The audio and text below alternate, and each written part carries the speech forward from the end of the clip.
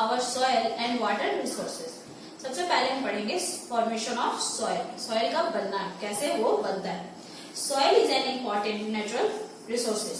Soil यानी मृदा जो है वो बहुत महत्वपूर्ण प्राकृतिक संसाधन है. It is the top most layer of the earth surface. ये जो है ये पृथ्वी की सबसे ऊपरी सतह है. It consists of a mixture of particles of rocks, minerals and organic matter. ये जो मिक्सचर होता है वो पार्टिकल जो होता है सॉइल का वो क्या क्या चीज से बना होता है. चट्टानों से, खनिजों से और कार्बनिक पदार्थों से. The formation of soil is a long process. जो सॉइल का बनना है ये बहुत लंबा प्रोसेस है. Soil formation requires weathering. Soil का बनने के लिए सबसे जरूरी जो है वो वेदरिंग है. Weathering refers to the process in which rocks get broken down into smaller pieces in a particular place. एक निश्चित स्थान पे और जो रॉक्स होते हैं यानी चट्टान जो होते हैं वो छोटे छोटे टुकड़े में बैठते हैं. उस प्रोसेस को, उस प्रक्रिया को वेदरिंग कहते हैं. Where there is less weathering, soil are thinner. जहाँ पे वो लेस वेदरिंग होता है वहां के जो सॉइल होते हैं, मिट्टी होते हैं वो पतले होते हैं. It takes thousands of years to form a thin layer of soil. हजारों साल लगते हैं एक मिट्टी के एक पतले से लेयर को बनने में. Soil is formed by the breaking up of rocks into smaller pieces due to the action of the sun, rain and wind. सूरज, पानी और हवा की वजह से जो सॉइल होते हैं, मतलब जो रॉक होते हैं यानी चट्टान होते हैं वो छोटे छोटे पीसेस में बनते हैं और सॉइल बनते हैं. The smaller pieces of rock get further broken down into sand and silt.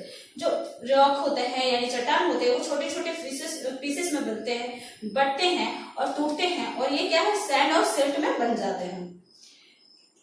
These are then carried by wind and water from one place to another place. और यही सैंड और सिल्ट जो होता है वो क्या होता है कभी कभी हवा और पानी की वजह से एक जगह से दूसरे स्थान पहुंच जाते हैं. Finally, these forms are thus rich, fertile surface in which plants can grow and get nutrition.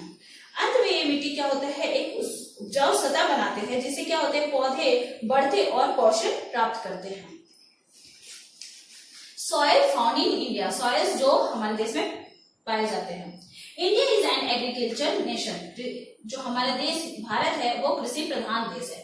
More than 70% of our people are engaged in agriculture. Due to the large varieties of soil found in India, almost all crops can be grown. हमारे देश में 70 से ज्यादा प्रतिशत के लोग क्या करते हैं कृषि करते हैं. और यहाँ पे क्या बहुत तरह के मिट्टी पानी की वजह से पाए जाने की वजह से यहाँ पे बहुत तरह की उपजाऊ होते हैं, फसलें उपजते हैं.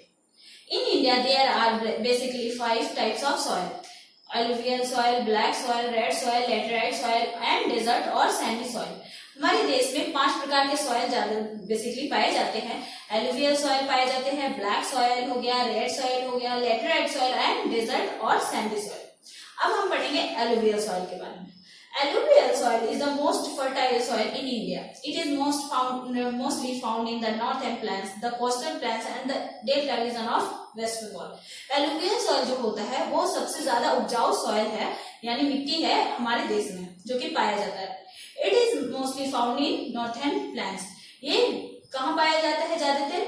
नॉर्थन प्लेन्स में, द कोस्टल प्लेन्स में और डेल्टा रीजन में जो कि वेस्ट बंगाल में वहां पे पाए जाते हैं. The soil in this region is formed by the sand and silt carried by the Himalayan rivers and the river of the Deccan region. ये जो सॉइल होते हैं और इन क्षेत्रों में कैसे पाए जाते हैं? ये हिमालयन रिवर के द्वारा जो एक जगह से दूसरे जगह आते हैं उसके द्वारा पाए जाते हैं. और कहाँ से आते हैं? ये डेक्कन रीजन के द्वारा जो सारे रिवर होते हैं, नदियां होती है उनके द्वारा ये सारे क्षेत्रों में पाए जाते हैं. It is highly suitable for agriculture, especially for crops such as paddy, wheat and sugarcane. ये कृषि के लिए अत्यधिक उपयुक्त है, खासकर चावल के लिए, वीट के लिए और सुगरकेन के लिए. In the delta region, it is ideal for jute cultivation.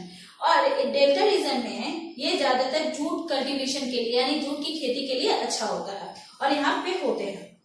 Black soil is form from rock made of lava. Lava से बनी चट्टानें ब्लैक सॉइल के नाम से जाने जाते हैं और ब्लैक सॉइल बनाते हैं।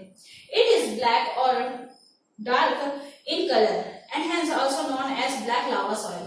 ये कलर में यानी रंग में डार्क काले होते हैं और इसीलिए इसका नाम क्या कहलाता है, ब्लैक लावा सॉइल भी कहलाता है। Black soil is high in potash and neutral line and is found in Madhya Pradesh, Gujarat, Maharashtra in the central west of India. ये जो है रॉयल सॉइल, ब्लैक सॉइल, इसमें बहुत ज्यादा पोटास और लाइन पाए जाते हैं और ये इंडिया के सेंट्रल वेस्ट में जैसे कि मध्य प्रदेश में, गुजरात में, महाराष्ट्र में मिलते हैं। Black soil has a good water holding capacity and it is the best suited for deep rooted crops like cotton. Black soil जो होता है वो बहुत अच्छा होता है पानी को होल्ड करके रखने के लिए और ये सबसे ज्यादा अच्छा मतलब उपज इसमें सबसे ज्यादा कौन से क्रॉप्स के होते हैं, तो कॉटन की बहुत अच्छी होते हैं। And this soil is the best suited for the cultivation of cotton. ये जो सॉइल है ये सबसे अच्छा कॉटन की खेती के लिए होता है, इसीलिए it is also called black cotton soil, इसीलिए ये ब्लैक कॉटन सॉइल के नाम से जाना जाता है। आगे हम पढ़ेंगे red soil. Red soil is formed from all rocks which break down due to heavy rainfall. Red soil जो है वो पुराने चट्टानों से के टूटने से बनते हैं जो कि बहुत ज्यादा बारिश होने की वजह से टूटते हैं। Red soil is found in the south and south east of the India. Red soil जो है वो साउथ और साउथ ईस्ट इंडिया में पाए जाते हैं जैसे कि आंध्र प्रदेश, बिहार, गोवा, तमिलनाडु एंड वेस्ट बंगाल में। This soil is red in color due to presence of iron in it and it is less fertile. ये जो सॉइल होते हैं वो लाल कलर के होते हैं और इसका कारण ये है कि इसमें आयरन बहुत ज्यादा मात्रा में पाए जाते हैं और ये ज्यादा उपजाऊ मिट्टी नहीं है यानी मिट्टी नहीं है। Crops like groundnut, jowar, bajra are grown in this soil.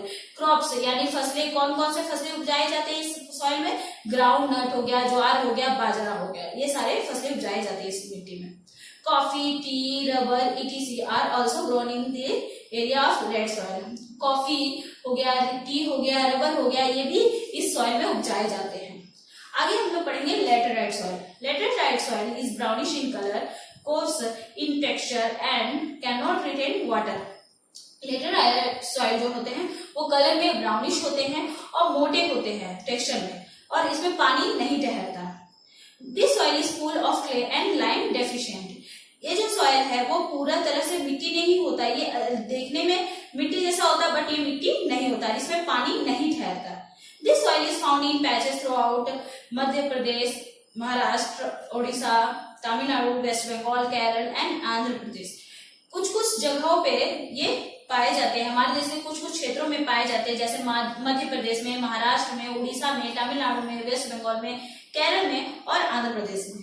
T, coffee, rubber, tapioca, coconut and cashew nuts are grown in this soil. इस सॉइल में क्या क्या उपज होते हैं, जैसे टी हो गया, रबर हो गया, कॉफी हो गया, कोकोनट हो गया और काजू हो गया, ये सारे उपजाए जाते हैं। Laterite soil can be also be used in making bricks. ईंट बनाने में भी लाल मिट्टी का, लेटराइट मिट्टी का यूज होता है। आगे है desert soil. Desert soil contain a high percentage of soluble salt. जो डेजर्ट मिट्टी होता है, जो मतलब राजस्थान में मिट्टी पाए जाते हैं, बालुई मिट्टी जो होते हैं उसमें सबसे ज्यादा घुलनशील लवण पाए जाते हैं। Usually this type of soil occur in the entire area of the West Aravalli Range in Rajasthan. ये ज्यादातर अरावली रेंज जो कि राजस्थान के क्षेत्रों में पाए जाते हैं। In the Thar desert, the soil also extend to the north, southern district of Haryana and Punjab in north, and the run of Kutch in south.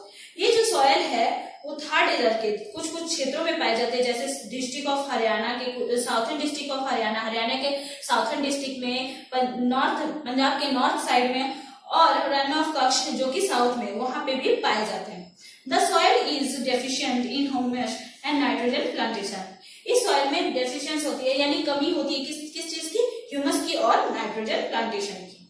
Occasionally a few shrubs or plant with thick fleshy stems or stern trees like babur or कीकर, cactus and prickly peer grow here. यहाँ पे कुछ कुछ ही फसलें उपजाई जाती है और कुछ कुछ क्या होता है, श्रब्स होते हैं जो कि बहुत कम ही उपजते हैं, और कुछ पौधे पेड़ भी उपजते हैं जैसे कि बबूल हो गया, कीकर हो गया, ये सारे पेड़ भी वहां पे उपजाए जाते हैं और लगे हुए हैं। माउंटेन सॉइल, आगे है mountain soil. Mountain soil is very fertile and rich in humus content. Mountain soil जो होते हैं वो बहुत ज्यादा उपजाऊ होते हैं और ये इसमें बहुत ज्यादा मात्रा में ह्यूमस पाया जाता है। इट इज डार्क ब्लैक और brown in color and is found in concentration in Kashmir and Himachal Pradesh in the north and Maharashtra and Madhya Pradesh in the central west of the country। हमारे देश में ये जो soil है यानी mountain soil जो है वो कुछ कुछ क्षेत्रों में पाए जाते हैं, जैसे कश्मीर में पाए जाते हैं, हिमाचल प्रदेश में जो कि नॉर्थ में है, महाराष्ट्र और मध्य प्रदेश में जो कि सेंट्रल वेस्ट में है। Mountain soil is good for growing fruits like Apple, apricot etc। Mountain soil जो होते हैं वो कुछ फ्रूट्स यानी कुछ फलों को उपजाने के लिए बहुत अच्छे होते हैं, जैसे एप्पल, एप्रिकॉट, ये सारे। आगे है हम लोग पढ़ेंगे सॉइल इरोजन यानी मृदा अपरदन। The top layer of the soil contains many minerals and in certain areas humus. Top पर जो लेयर सॉइल होता है वो उसमें बहुत ज्यादा मिनरल्स और ह्यूमस पाया जाता है। This is good for crops, ये बहुत अच्छे होते हैं फसलों के लिए। Sometimes heavy rainfall and strong winds remove this top layer of the soil. कभी कभी क्या होता है, तेज बारिश और बहुत तेज हवा चलने की वजह से ये सॉइल जो होते हैं, टॉप लेयर सॉइल जो होते हैं, वो अपने स्थान से हटके आगे चले जाते हैं। This is known as soil erosion, और ये क्या कहलाता है, मृदा अपरदन कहलाता है। Soil erosion reduce the fertility of the soil of that particular region. Soil erosion क्या करता है, फर्टिलिटी उपजाऊ शक्ति को घटाता है कुछ जगहों पे। द रिडक्शन ऑफ और prevention of the soil erosion is called soil conservation. यानी सॉइल इरोजन को कम करने और रोकने के प्रक्रिया को सॉइल कंजर्वेशन कहते हैं। We can help to stop soil erosion and conserve the soil by taking the following step.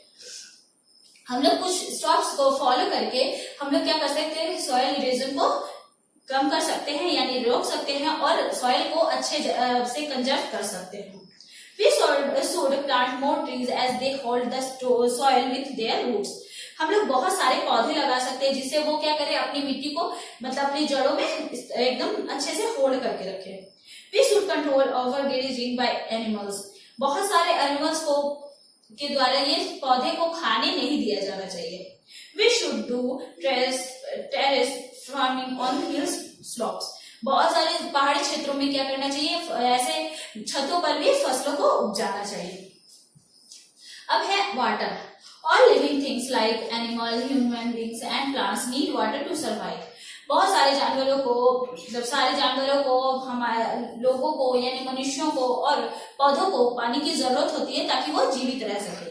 Water is used for various purpose like drinking, bathing, cooking, cleaning and irrigation. पानी की बहुत सारी जगहों पे use की जाती है, पानी को बहुत सारी जगहों पे यूज किया जाता है, जैसे कि पानी पीना, नहाना, खाना और खाना बनाने में या फिर साफ सफाई करने में और सिंचाई करने में। Almost 3/4 of the Earth surface is covered with water। पृथ्वी का 3/4 जो भाग है वो ज्यादा पानी से ही ढका हुआ है। Most of the water available on Earth is not fit for drinking। जो अर्थ में जितना भी पानी पाया जाता है उसमें से ज्यादातर पानी पीने लायक नहीं है। The water in the oceans and sea is salty। जो समुद्रों में और महासागरों में जो पानी पाए जाते हैं, जो पानी होते हैं वो नमकीन होते हैं। For this fresh water is needed which exists in the form of river, lakes, streams and ponds। और इसीलिए हम लोगों को जो फ्रेश वाटर चाहिए जिसको हम पी सके या यूज कर सके घर में, वो कहाँ पाए जाते हैं, रिवर में यानी नदियों में, तालाबों में, स्ट्रीम्स में और लेक में। अब हम लोग पढ़ेंगे सोर्स ऑफ वाटर यानी हम लोगों को पानी कहाँ से प्राप्त होता है। Rainfall is a natural source of water. वर्षा का जल जो है वो प्राकृतिक स्रोत है पानी का। Rain water fills rivers, lakes, ponds and some of it seeps into the ground to make groundwater। Rain water जो होता है, वर्षा का जल जो होता है वो क्या करता है, जब वर्षा होती है तो वो नदियों को, तालाबों को, झरनों को, ये सबको भर देता है। और कुछ जो पानी है वो नदी मतलब अंडरग्राउंड में चले जाता है, यानी समुद्र भूमि के अंदर चला जाता है। In India farmers depend mainly on rains for growing crops. हमारे देश में ज्यादातर जो फार्मर होते हैं वो क्या डिपेंड करते हैं, किस पे निर्भर रहते हैं, पानी पे, यानी वर्षा पे ही निर्भर रहते हैं। However, some areas receive little or almost no rainfall as compared to others. कुछ क्षेत्रों में बहुत कम पानी प्राप्त होता है और कुछ क्षेत्रों में तो पानी प्राप्त ही नहीं होता है, एज कम्पेयर किसके, और सारे क्षेत्रों से कंपेयर करने पे। Also, it does not rain throughout the year. That is, we receive rainfall only in the monsoon season. ये नहीं कि हम लोगों को बरसात का जो पानी है यानी वर्षा जो होता है वो पूरे साल होता है, ये सिर्फ और सिर्फ मानसून सीजन में होता है। Besides rain, there are other sources of water. वर्षा के अलावा जो और भी 2-4 सोर्स है जो कि पानी हमारे देते हैं, यानी और सारे सोर्सेस है जो पानी प्राप्त कर सकते हैं, जिससे वेल्स यानी कुआं। People in the village dig wells to bring underground water for daily household activities. जो गांवों के लोग होते हैं वो क्या करते हैं, कुओं को खुदवाते हैं ताकि वहां जो अंडरग्राउंड वाटर है उसको प्राप्त कर सके अपने घर के कामों में यूज करने के लिए। आगे है एक और tube wells. Tubewells are a major source of irrigation in such states such as Punjab, Haryana, Uttar Pradesh and Gujarat. Tube wells जो है वो सिंचाई के लिए सबसे और भी मेजर सोर्स है, यानी इंपॉर्टेंट सोर्स है। किस किस क्षेत्रों में, यानी किस किस राज्यों में, पंजाब में, हरियाणा में, उत्तर प्रदेश में और गुजरात में। A tubewell is a water well which has a tube or pipe fitted to the underground source. The water is mainly used for drinking and irrigation. ये क्या होता है, ये ट्यूबवेल क्या होता है, अंडरग्राउंड में जो वाटर होता है उसको मतलब यूज करने के लिए पाइप और ट्यूब के द्वारा फिटेड होता है, जो कि हम लोगों को कभी भी जरूरत हो तो हम लोग निकाल सके। और the water is mainly use for drinking and irrigation. और ये जो पानी होता है इसका ज्यादातर यूज पीने और सिंचाई करने में करते हैं। Canal, river flow only in some areas. नदियां जो है वो कुछ कुछ क्षेत्रों में पाई जाती है या बहती है। It is very difficult to take water from the river directly to the agriculture land. ये बहुत मुश्किल है कि किसी भी रिवर से हम लोग डायरेक्टली पानी ला सके सिंचाई करने के लिए। So small channels called canals are built to divert river water to agricultural land for farming. इसलिए हम लोग क्या करते हैं, छोटे छोटे चैनल का यूज करते हैं और बनवाते हैं ताकि क्या करें, उसको क्या बोलते हैं, कैनल बोलते हैं। और उसके द्वारा हम लोग क्या कर सकते हैं, पानी को यानी नदियों के पानी को एक डाइवर्ट करके एग्रीकल्चर लैंड यानी जो सिंचाई वाले क्षेत्र है वहां पे ला सके और कृषि की तरफ ला सके।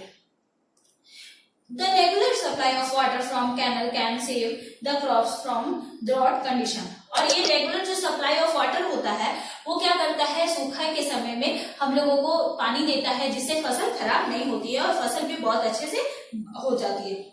एक कैनल है कैन बी परमानेंट और सीजनल। ये जो कैनल है वो कभी कभी परमानेंट, कहीं कहीं परमानेंट भी होता है और कहीं कहीं का सीजनल भी होता है, जब जरूरत होती है तभी यूज में आया जाता है। Canals are used in Rajasthan, Punjab, Haryana and Uttar Pradesh. Canal का यूज ज्यादातर राजस्थान, पंजाब और हरियाणा और उत्तर प्रदेश के क्षेत्रों में किया जाता है। आगे है dams. A dam is a huge wall that blocks the course of a river and allows the water to pass only through it. A dam जो होता है वो क्या करता है, ये बहुत बड़ा दीवार होता है जो कि क्या करता है, रिवर को ब्लॉक कर देता है, अवरोध कर देता है ताकि वो क्या हो, पानी पूरा बह न जाए, उसको जब जरूरत हो उतना यूज किया जाए। Blocking the water causes the river to form large lakes upstream the dam. These are called reservoir. ये जो जलाशय होते हैं ये सब क्या होता है, जब वाटर को ब्लॉक कर देते हैं तो वो क्या करते हैं, उसको यूज करके हम लोग क्या करते हैं, बिजली उत्पादन करते हैं। Apart from generating electricity, dams are beneficial for various other purpose. ये जो डैम्स होते हैं वो ज्यादातर बिजली को बनाने और बहुत सारे अलग अलग और भी पर्पस में यूज किए जाते हैं। Hence some dams are called multipurpose project, और इसलिए इसको मल्टीपर्पस प्रोजेक्ट का भी नाम दिया गया है। Some of the important multipurpose project of India are कुछ कुछ जो मल्टीपर्पज प्रोजेक्ट इंडिया के वो फेमस हैं वो ये हैं। Bhakra Nangal dam on the river Sutlej near Punjab Himachal Pradesh border. Punjab और हिमाचल प्रदेश के बॉर्डर के पास एक भाखड़ा नंगल डैम है जो कि रिवर सतलज पे है। Hirakud dam on the river Mahanadi in Orissa. Orissa में एक रिवर महानदी उस पे एक डैम बना हुआ है Hirakud dam. Damodar valley project on the river Damodar in Jharkhand. Jharkhand में एक रिवर है दामोदर, वहां पे दामोदर वैली प्रोजेक्ट के नाम से भी एक डैम है। आगे हम लोग पढ़ेंगे conserving water. Water is very precious and we should use it carefully. Water जो है बहुत कीमती है और इसका यूज हम लोग बहुत केयरफुली करना चाहिए, हमें करना चाहिए। We should not wash clothes and bath or throw garbage and industrial wastage into river. हम लोगों को नदियों में कभी भी कपड़े नहीं धोना चाहिए, नहाना नहीं चाहिए, गंदे सामान यानी कचरे नहीं फेंकना चाहिए और जो इंडस्ट्री के द्वारा जो कचरे निकलते हैं वो भी नदियों में नहीं फेंकने चाहिए, ना ही लेक में और ना ही सीज में। River, lakes and seas are this polluted the water. और ये सारे कारणों की वजह से क्या होते हैं, रिवर, सी और जो लेक्स होते हैं वो पॉल्यूटेड हो जाते हैं यानी प्रदूषित हो जाते हैं। Polluted water also spread many diseases among human and destroy marine life. और पॉल्यूटेड वाटर यानी जो प्रदूषित पानी होते हैं वो बहुत सारी बीमारियों को उत्पन्न करते हैं हमारे लिए भी, और जो जलीय जंतु होते हैं जो समुद्रों में रहते हैं उसके लिए भी बहुत खराब होते हैं। Therefore we should avoid wasting water and make effort to keep it clean. इसलिए हम लोगों को पानी को बर्बाद करने के बजाय हम लोगों को एफर्ट करना चाहिए पानी को संरक्षित करने के लिए और साफ करने के लिए। Without water there is no life in our earth. बिना पानी के हमारे पृथ्वी में जो जीवन सफल ही नहीं हो सकता, इसलिए हम लोगों को पानी को संरक्षित करके रखना चाहिए। Thank you.